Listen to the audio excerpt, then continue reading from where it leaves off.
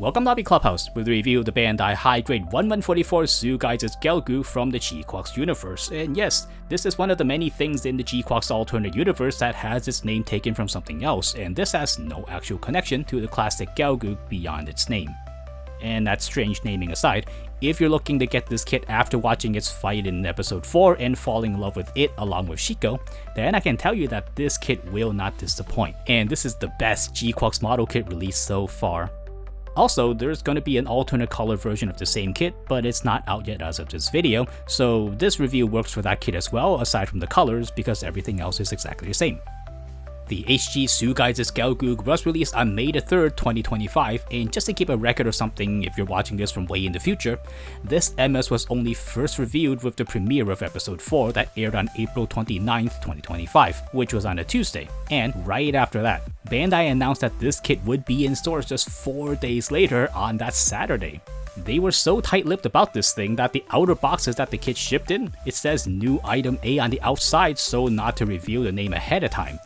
This is also the only time we'll ever see the outer box printed with the New Item A moniker, and future shipments of the kit will probably show the GQ Gelgoog's name on the outside.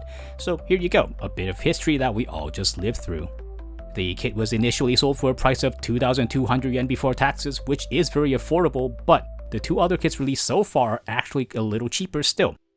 We'll see in a moment that Bandai really does so much with this kit with that price that it almost seems like a steal. The box illustration is once again done by Kengo, who also did the GQuuuuux's box, and the background is credited to Kumagoro.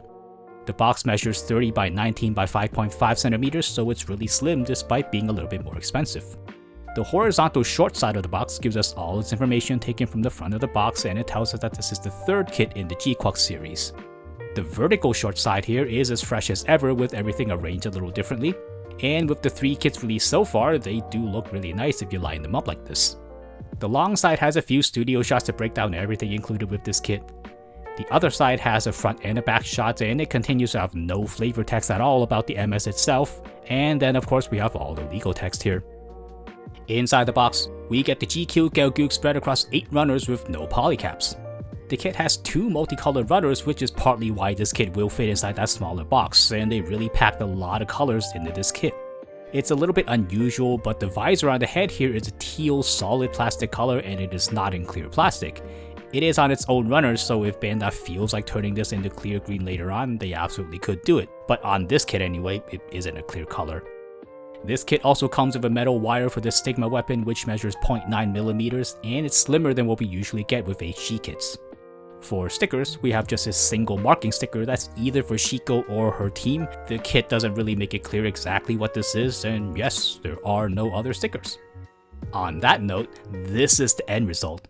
This is the very first GQuuuuuux kit to forego any marking stickers for the lines and decorations, and mind you, this is not a conservative design. But the designers this time around really poured their hearts into this kit to make something so affordable look so complete without the help of any stickers. So we have all this yellow done here on the waist and the chest, and it's all very pretty, right? But it's really not mind-blowing stuff. Well, on the back, we have some more yellow, and check this out. It's all caged inside the thigh armor here, and this is an articulated thruster assembly. I mean, look at that. And on the bottom here, we have the propeller tank with the white stripe and everything, and this is all in plastic, and there are no stickers at all. I mean, it's just hard to wrap your head around just how this is all done on an HG kit's budget. But really, this is a lot of work done by the designers to use clever kit design to make this all possible, at no additional cost to manufacturing.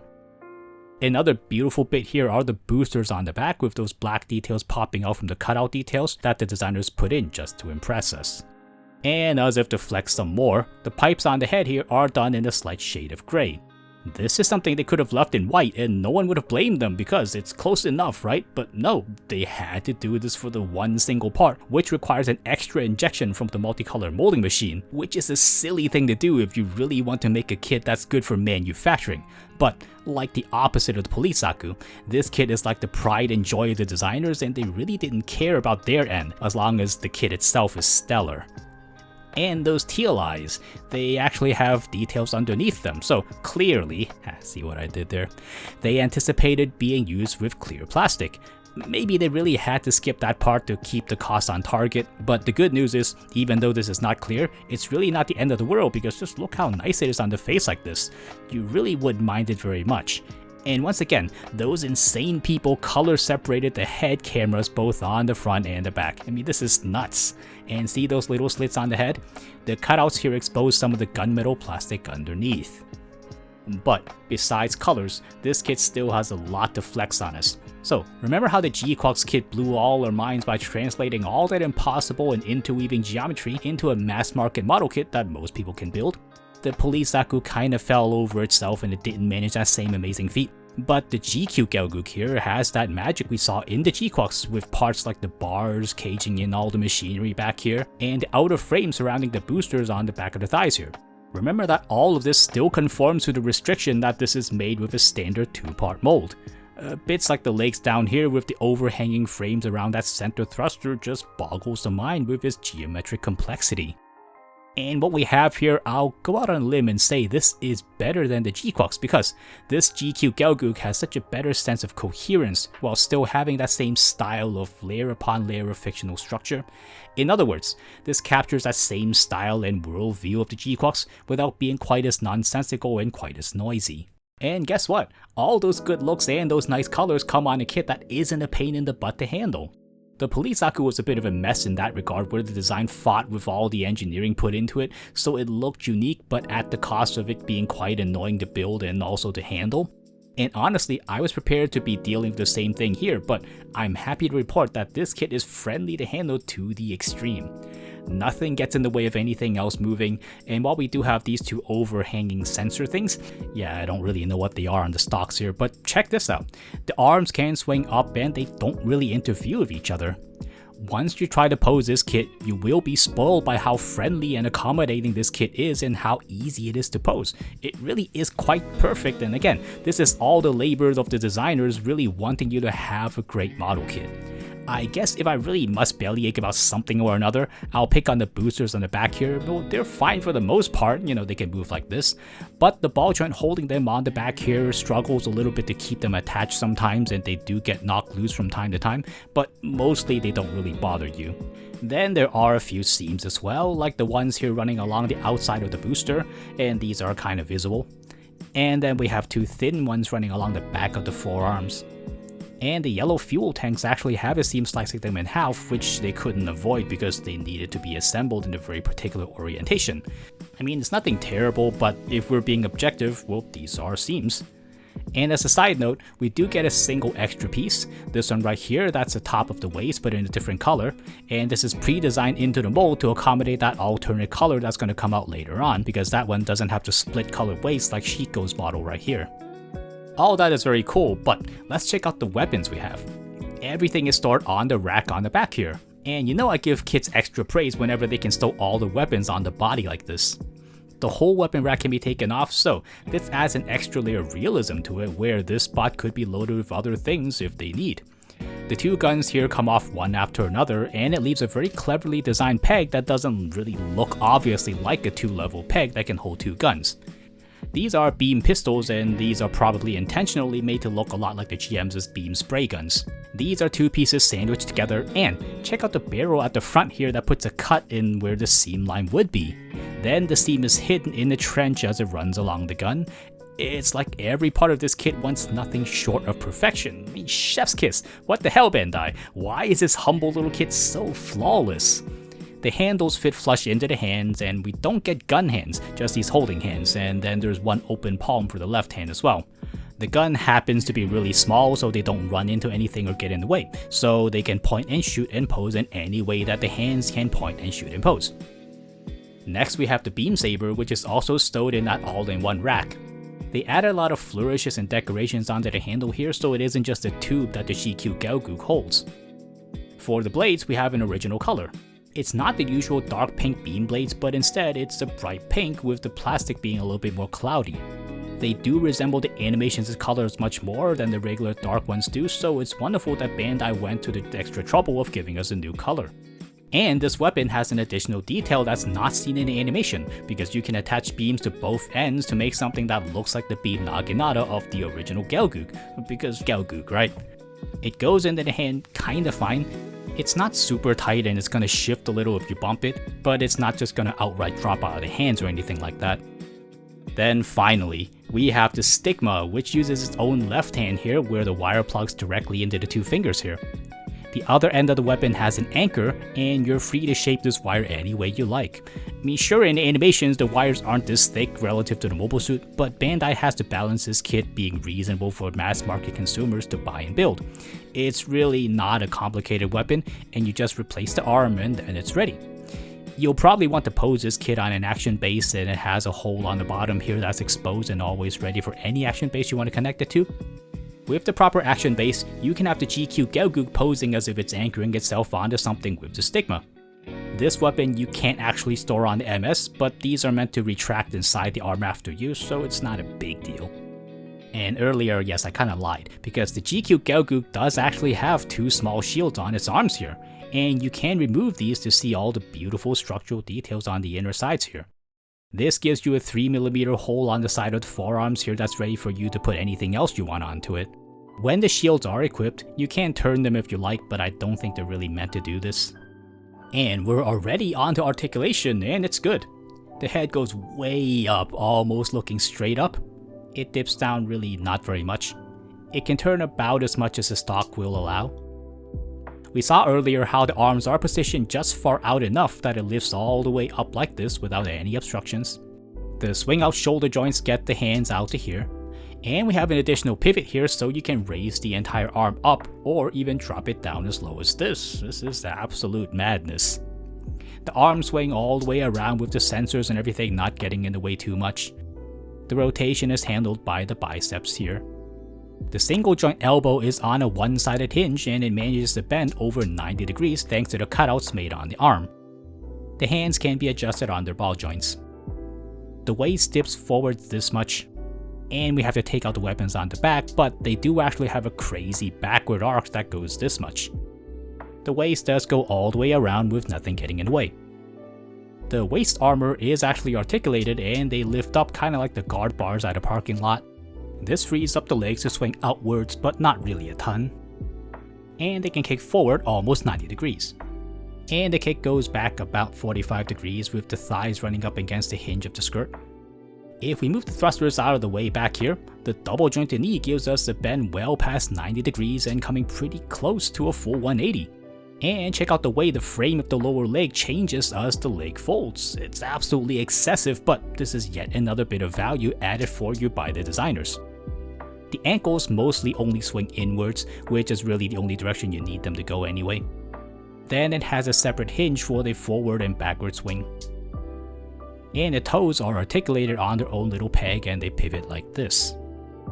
If you like to fidget with your Gundam models, or if you want a kit that your younger siblings can actually play with, this is the kit to get. Nothing other than the boosters on the back will fall off on normal handling, and this kit won't ever fight you or be fussy when you want to move it or adjust it.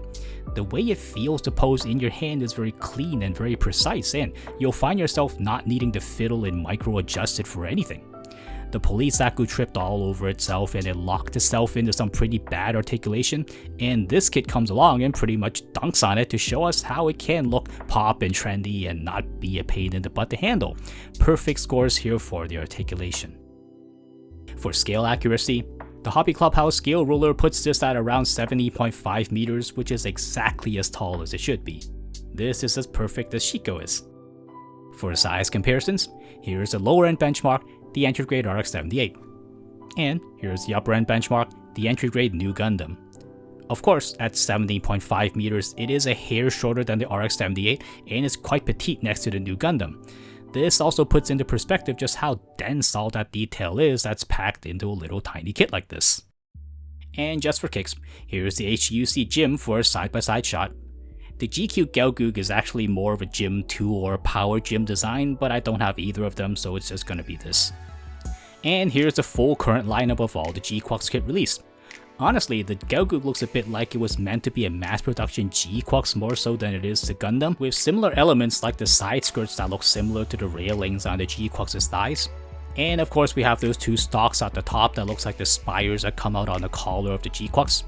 Oh, and the boosters on the back. They look a bit familiar, don't they? So I wouldn't be surprised if that's what this was originally designed to be, and as the show was made, maybe things got shifted around by the writers. With all that said, here's a Hobby Clubhouse 3-point verdict on HG1144 Sugai's Gelgoog from GQuuuuuux. Number 1, it's a near perfect Gundam model. Here on this channel, we're not mean to model kits, but at the same time, I've always thought it's very important not to be too eager to call anything the best or perfect, because those honors are saved for when something comes along that truly embodies that value. This kit is the first kit on this channel so far that has come the closest to being a perfect Gundam model, and it shares this honor with other stellar kits like the HGUC Gundam Mark II. That doesn't mean that this has the most stuff or is made of the craziest cutting edge technology. It means that this kit will stand firmly on its own merits without us needing to cut it a lot of allowances or being understanding of it, and for its price you can tell the designers used every dollar there to make something you'll really enjoy and be really impressed with. It's not hard to build, it's not convoluted, it's self-contained so you could have just this kit and have lots of fun, and you can confidently give this kit to anyone unsupervised and it'll do its job of telling that person all about what Gundam modeling is like. So you don't need to take my word for it, put this kit into anyone's hands and it's more than capable of giving that person a great time. Okay, I'll stop at this point, but you get the idea. And number 2, it's a role model of what GQuuuuuux model kits should be. So, Bandai made the bold statement that GQuuuuuux models are made for a new generation of Gundam model fans, but I think they didn't pick the best candidate with the GQuuuuuux. The GQ Gelgoog here is truly a kit that new fans would build and be lured into the hobby. The GQuuuuuux has impressive bits of engineering and design put into it, but it's more so something you'd know if you'd made a lot of model kits already. And also it isn't a kit that's particularly friendly to build for total beginners. This kit is pretty easy to build, and it isn't nearly as convoluted and maze-like during the build. And for more experienced fans, this is the first kit from the show where the design and the kit work hand in hand to make each other better. So in my mind, this kit is the benchmark for which a GQuuuuuux model kit should strive to be, and we'd all hope to get inside each box. And number 3, I wish this kit wasn't called the Gelgoog, I really do. Maybe the GQuuuuuux director and the writers thought it was cute to go, hey, see that thing that you thought was this is actually named this other thing, and they do that a lot in the show. Well, that's because you arbitrarily attach names to things that they don't belong to, and now we're stuck with a gym that's called a Gelgoog for no reason. What the hell, Kara? And yes, I know the argument that they can give this thing whatever name they want to is the thing, and it's an alternate timeline and yap, and some insane postmodernist explanation that quotes as Foucault. Look, they can do it, sure, but they really shouldn't. Because for as much as I love this kit to bits, I feel kinda dirty and complicit now in expanding that silly little word game they've created, and I don't feel good about that. And all they had to do was call a gym, or heck, at least don't call this a Gelgoog, jeez. Anyway, so that's the review for the GQ Gelgoog. A nearly flawless kit for being what it's aimed to be. Surely a kit worth experiencing and enjoying for its amazing price. Thank you so much for watching. Support the channel by becoming a member here on YouTube or over on Patreon, and come look us up on social media for updates on upcoming videos. Links are in the description below. This video was made with the support of Skep, and new member Bastet Absentia, welcome, David Bitten, MacNova, and YouTube member Arpoi Widma. Did you write your name like that just to make me read it? Thank you so much for your support. Thank you always for putting up with my stupid schedules, and thank you for enjoying this video, and I'll see you next time.